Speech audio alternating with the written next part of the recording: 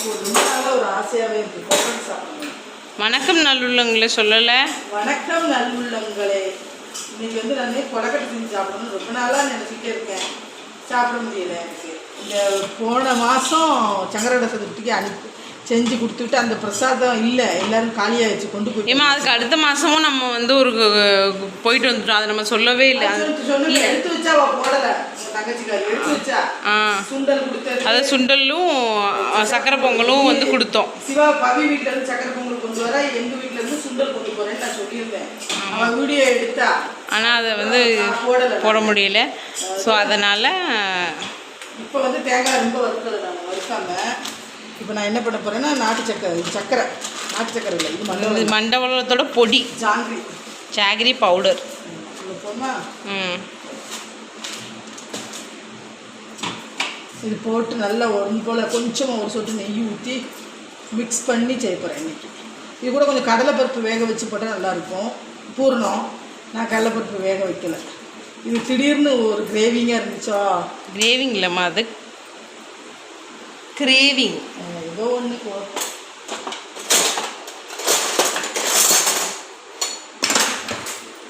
அதனால இப்போ சரி சாயங்காலத்துக்கு டீ கூட கொஞ்சம் ஒரு கொலக்கட்டை சாப்பிட்டுக்கலாம் அப்படின்னு போட்டுட்டேன்.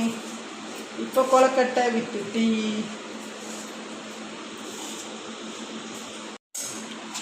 அவ்வளோதான், அந்த ஸ்டேஷன் நிப்பாட்டிட்டாங்க. பட் ஏலக்காய் போட்டுட்டேன். முந்திரி பருப்பு இல்லை, இன்னும் வாங்க போகலை, கடைக்கு ஜாமான் வாங்க போகணும், டிமார்ட்டுக்கு போகாமல்.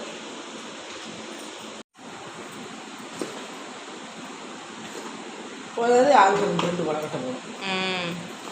2 இப்போ அதிகம். ஒன்று சாப்பிட இல்லை, 6 சாப்பிட்டு. ஓகே, உங்களுக்கு யாருக்காவது என்ன இப்படி இந்த மாதிரி திடீர்னு ஒரு கிரேவிங் ஆகும்னு கண்டிப்பாக கமெண்ட் பண்ணுங்கள். வெயில் நேரத்தில் வந்து நமக்கு சாப்பாடு சாப்பிட முடியல. ஒன்றாவது சாப்பாடு சாப்பிட முடியல, வேறு விஷயம் டயட் இருந்தாலும் சாப்பிட முடியல சுத்தமாக. நாங்கள் அவ்வளோ சாப்பிட முடியும். எங்களுக்கு மாவு சாப்பிட்டா இருக்கு, கொஞ்சோட ஒரு சொட்டு நெய்யோ எண்ணெயோ வைக்கும். மாவு சாப்பிட்டா இருக்கா.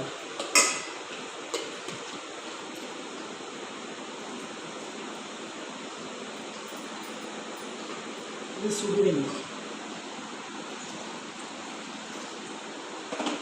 டயட்டுங்கிறது வந்து ஒரு உடம்பு குறையிறதுக்காக மட்டும் கிடையாது, நம்மளோட ஹெல்த்து கரெக்டாக அமையிறதுக்காகவும் டயட் இருக்கணும். கால் வலி கடுமையாக இருக்குது. ஸோ அந்த ஒரு இதுக்காக தான் மெயினாக பண்ணுறது. முட்டு வலி கடுமையாக இருக்குது, அதனால தான் டயட் இருக்கிறேன். நம்மளோட லைஃப் ஸ்டைலை எப்படி மாடிஃபை பண்ணால் கொஞ்சம் கொஞ்சம் ஹெல்த் இஷ்யூஸை வந்து இது பண்ணிக்கலாம். அதுக்கு தான், அதனால தான் பண்ணுறேன். அப்புறம் வந்து உடனே இவங்க டயட் எடுப்பாங்க, இவங்க அதான் சாப்பிடுவாங்க இதான் சாப்பிடுவாங்க அப்படிலாம் நீங்கள் ஒன்றும் நினைக்க வேண்டாம். இதெல்லாம் பியூர்லி நம்மளோட ஹெல்த் ரிலேட்டட் இஷ்யூஸுக்கு ஒரு சொல்யூஷனாக தான். நாங்களும் ஆமாம் எவ்வளவோ நீங்கள்லாம் நினைக்க மாட்டீங்க மக்களே, அதுக்குன்னு 2-3 பேர் ஆட்கள் இருக்காங்க, அவங்க நினைப்பாங்க. எவ்வளவோ சொல்யூஷன் தேடிட்டோம், கிடைக்கவே இல்லை. ஆனால் அதுக்கு இந்த சொல்யூஷன் தான் வந்து ஓரளவுக்கு ஹெல்ப் ஆகுது, ஆகிக்கொண்டே இருக்கிறது. அதனால தான் 100 கிராம் சோறு அந்த மாதிரி சாப்பிட்றேன். அதில் உள்ள ஒரு 2-3 டிப்ஸ் வேணால் சொல்கிறேன், நீங்கள் ஃபாலோ பண்ணி பாருங்கள், சூப்பராக இருக்கும் உங்களுக்கும். காலையிலலாம் அந்த என்ன வாட்டர் அது சொல்லுவாங்க, டீடாக்ஸ் வாட்டர், அந்த வாட்டர்லாம் வேணால் நான் சொல்கிறேன் உங்களுக்கு தேவைன்னா. அது சூப்பராக இருக்கும் உண்மையிலே. இந்த கொலக்கட்டை அவிச்சாச்சு, இப்போ சாப்பிடப்போம். ஆல்ரெடி ஒரு பேட்ச் அவிச்சாச்சு, இன்னொரு பேட்ச் வெந்துட்டுருக்கு. ஸோ சாப்பிட்டு சொல்லுங்கள் எப்படி இருக்குன்னு.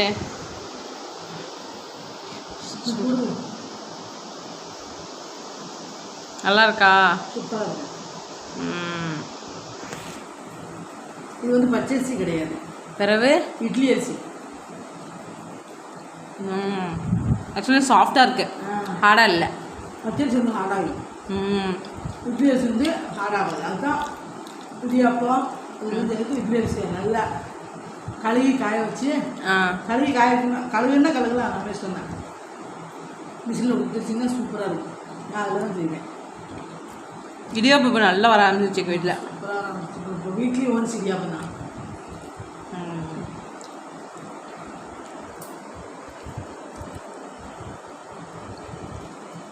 பாருங்கள் பூர்ணம் எவ்வளோ டேஸ்ட் அருமையாக இருக்குது, சூப்பராக இருக்குது.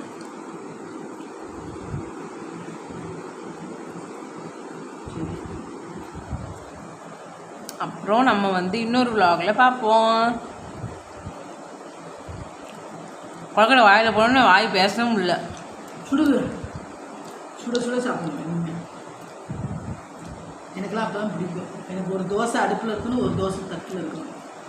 இட்லி கொப்பரையை அப்படி தட்டிட்டு அப்படியே துணி எடுத்தோடனே சாப்பிடணும். இதுக்கு பேசாமல் அடுப்பில் இருந்த மணிக்கு சாப்பிடலாம். தோசைக்கல்லில் வச்சு சட்னி வச்சு சாப்பிடலாம். சுட சுட அது எந்நேரமும் சூடாக இருக்கும். இட்லி கொப்பரை கை விட்டு ஒரு தட்டு வச்சு சாப்பிடலாம். பூர்ணம் ரொம்ப டேஸ்ட்டாக இருக்குது. மண்டபத்தை விட இந்த பவுடர் சூப்பராக இருக்குது. ஒரு ஜாமி பவுடர்